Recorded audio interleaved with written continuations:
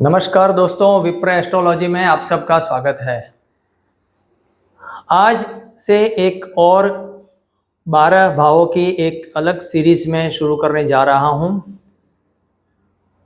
जैसा कि आप सब लोग जानते हैं कि कुंडली में 12 भाव होते हैं। हर एक भाव हमारे जीवन के कोई न कोई पहलू दिखाते हैं।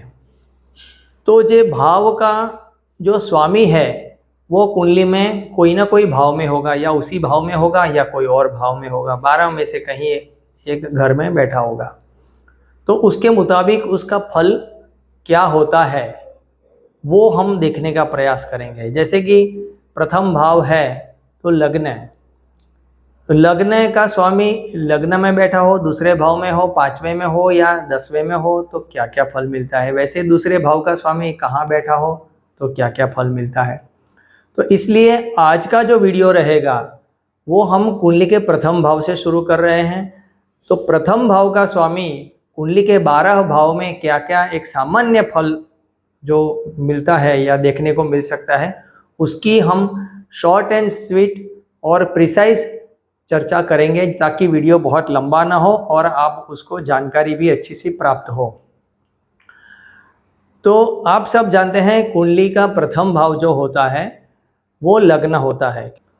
तो आज के वीडियो में हम लग्नेश जो है कुंडली का प्रथम भाव का स्वामी, वो कुंडली के 12 भाव में से किस भाव में बैठा है और इसका क्या एक सामान्य फल प्राप्त होता है उसकी हम चर्चा करेंगे।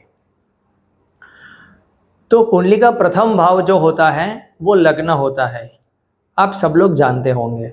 और ये यहाँ से हम क्या क्या देखते हैं वैसे मेरे वीडियो में आ चुका है, फिर भी मैं थोड़ा सा शॉर्ट में बता दूं कि ये सबसे पहले जो व्यक्ति का जो एक मानसिक अवस्था, उसका स्वास्थ्य, उसका शरीर, उसका तनुभाव इसको बोलते हैं क्योंकि शरीर दिखाता है, उसका स्वभाव, जीवन की मूलधारा और उसकी दिखावा, उसका शरीर का स्ट्रक्चर, ये सब वगैरह प्रथम भाव दिखाता है।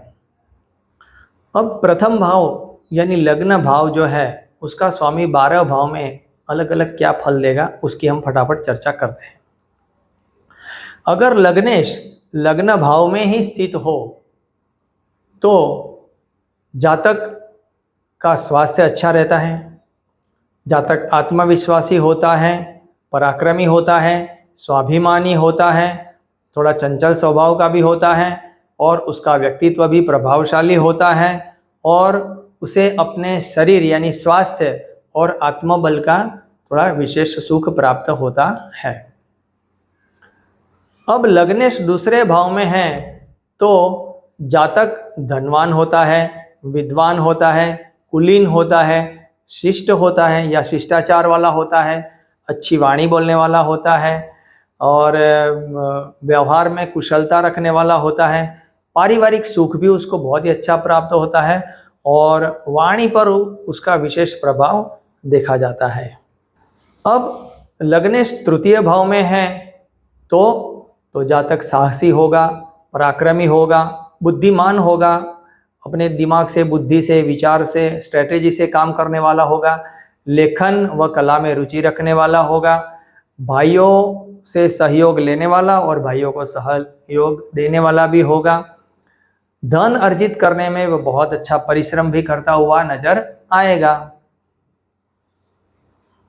अब लग्नेश चतुर्थ भाव में हो तो जातक को माता का विशेष स्नेह प्राप्त होता है, पारिवारिक सुख बहुत ही अच्छा प्राप्त होता है, अचल संपत्ति प्राप्त होती है यानी मकान प्रॉपर्टी उसको मिलती है, वाहन का सुख अच्छा प्राप्त होता है, शिक्षा के क्षेत्र में भी सफलता प्राप्त होती है, मन शांत रहता है और हृदय करुणामय भी रहता है।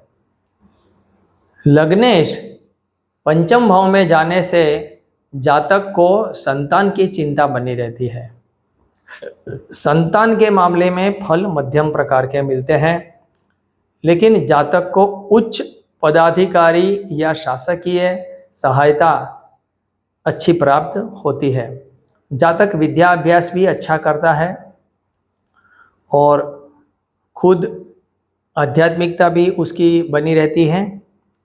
केवल संतान में थोड़ी सी मध्यम प्रकार का फल प्राप्त होता है। अब लग्नेश छठे भाव में चला गया तो जातक को अगर वो पाप ग्रह से ग्रस्त है तो रोगी बना देता है, तनावग्रस्त बना देता है, ऋणग्रस्त भी बना देता है, लोगों से परेशान होना पड़ता है। लेकिन यहाँ पर अगर शुभ है या शुभ दृष्ट है, शुभ प्रभाव में है, तो ऋण नहीं लेना पड़ता, या ऋण लिया है तो चुकता हो सकता है, स्वास्थ्य भी अच्छा रहता है, शरीर निरोगी रहता है और जातक को तनाव नहीं रहता, उल्टा स्वास्थ्य अच्छा रहता है और बहुत मन प्रसन्न रहता है। अब लग्नेश सप्तम भाव में होने से खास करके देखा गया है कि दाम्पत्य सुख में थोड़ी सी कमी लाता है, दोनों के बीच में थोड़ी सी कलह बनी रहती है, पत्नी से संतोष कम होता है। लेकिन अगर शुभ ग्रह के प्रभाव हो तो जातक घूमने फिरने का शौकीन होता है, थोड़ा सा प्रसिद्धि प्राप्त करता है, आकर्षक और राजसी जीवन वो जीने वाला होता है। अब लग्नेश अष्टम भाव में जाने से या स्थित होने से जातक कुछ रहस्यमय चीज़ों में रुचि रखने वाला होता है, जिज्ञासु होता है, विद्यावान भी होता है, लेकिन साथ में रोग होने की भी संभावना बढ़ जाती है, क्योंकि लग्नेश है और अष्टम में चला गया तो बीमारी भी बढ़ जाती है। मानसिक चिंता भी बढ़ाता है और बुरी आदतों की प्रवृत्ति भी लग सकती है। अब लग्नेश नवम भाव में गया, धर्म भाव में, तो जातक अत्यंत भाग्यशाली होता है, धार्मिक वृत्ति वाला होता है, ईश्वर का परम भक्त बन जाता है, बहुत ही मेहनत करने वाला होता है, नीति प्रिय होता है, ईमानदारी वाला होता है, उच्च विचारों वाला हो जाता है, पिता और गुरु से अच्छे संबंध बने रहते हैं और उन लोगों से सदैव उसको मार्गदर्शन भी मिलता रहता है। अब लग्नेश दसम भाव में हो तो जातक बहुत ही कार्यकुशल वाला होता है, समाज में प्रतिष्ठा प्राप्त करता है, बड़े प्रतिष्ठित व्यक्ति कहलाता है, कर्मयोगी बन जाता है, पिता के सहयोग से या खुद की मेहनत से वो बहुत ही अच्छी ऊंचाइयों को प्राप्त करता है और जीवन में बहुत बड़ा आदमी बनता है और एक मान प्रतिष्ठा कमाता है, समाज में उसका मान सम्मान बढ़ता है। अब लग्नेश एकादशवें भाव में हो तो जातक धनवान होता है, धन की आवक बहुत ही अच्छी रहती है, लोकप्रिय होता है, बहुत ही अच्छे मित्रों की संगत होती है, मित्रों से बहुत अच्छा लाभ प्राप्त होता है, जातक सद्गुणी होता है, अपनी जीवन की इच्छाओं पूर्ण करने वाला होता है और जीवन में सारी कामनाओं को वो भोगता है और लाइफ को एंजॉय करता है। अब लग्नेश द्वादश भाव में हो तो जातक के शरीर में स्वास्थ्य की खराबी हो सकती है, शरीर दुर्बल बनता है और धन संचय में भी कठिनाइयाँ आ जाती है, फिजूल के खर्च बहुत आ जाते हैं, जातक को मानसिक तनाव ज़्यादा देखा जाता है, बार बार क्रोध आ जाता है या क्रोध की प्रवृत्ति देखी जाती है।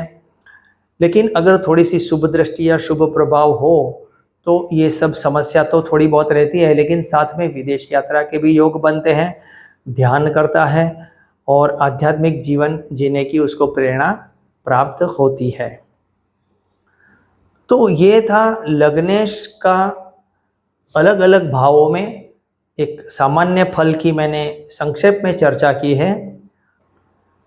यदि आप लोग भी ज्योतिष सीखना चाहते हैं तो आप जल्द से जल्द मेरे नंबर पर संपर्क करें। 16 अगस्त से हमारी नई बैच शुरू हो रही है, वैदिक ज्योतिष का पूरा कोर्स 1 साल का उसमें पढ़ाया जाएगा। आने वाले समय में हम दूसरे भाव का स्वामी का अलग अलग भाव में क्या फल कथन रहेगा उसके बारे में चर्चा करेंगे। आप लोग मेरे साथ बने रहें और मेरी चैनल को सब्सक्राइब कर दीजिए, लाइक कर दीजिए, शेयर कर दीजिए, बेल आइकन दबाई दीजिए ताकि मेरे आने वाले वीडियो आपसे मिस ना हो जाएं। आप सब लोग मेरे साथ जुड़े रहें बहुत बहुत धन्यवाद। नमस्कार।